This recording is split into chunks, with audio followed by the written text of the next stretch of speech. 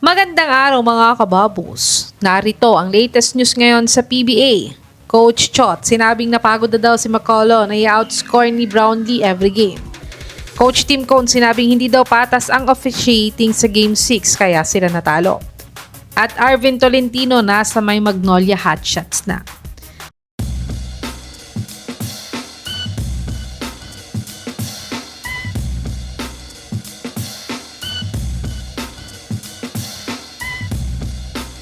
Buhay pa nga ang TNT sa Game 6 kontra sa Gene King sa score na 98-90. At ang best player ng larong ito ay si Chris McCullough na nagtala ng PBA career high niya sa points na 53 points, 22 rebounds at 5 out of 9 siya sa 3 points area sa kanilang panalo.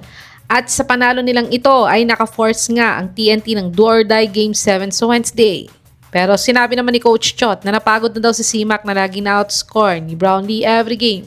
Pero naka 52 points pa din daw si Brownlee sa Game 6. Ngunit nakipagsabayan daw si CMAC ngayon kaya sila nanalo.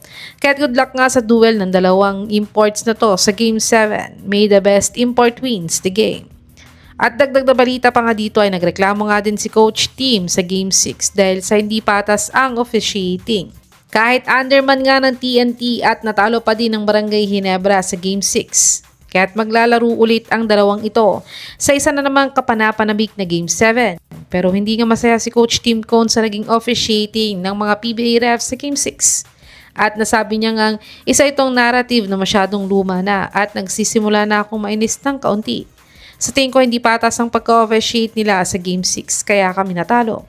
Sa tingin mga kababos, naging unfair ba ang mga PBA refs sa pag-officiate ng Game 6 para sa Ginebra? I-comment nyo na po yan sa baba.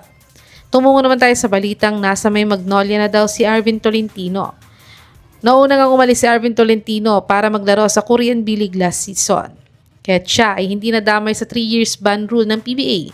Ngunit nahuli nga si Will Navarro dito kaya siya ay naabutan ng 3 years ban rule ng PBA.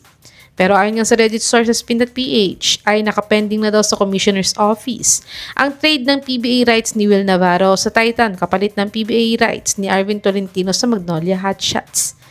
Si Navarro ay nag-average ng 4.9 points, 2.4 rebounds, 1 assist, 21% 3-point shooter at 52% free throw shooter sa kanyang 2025-2026 KBL season.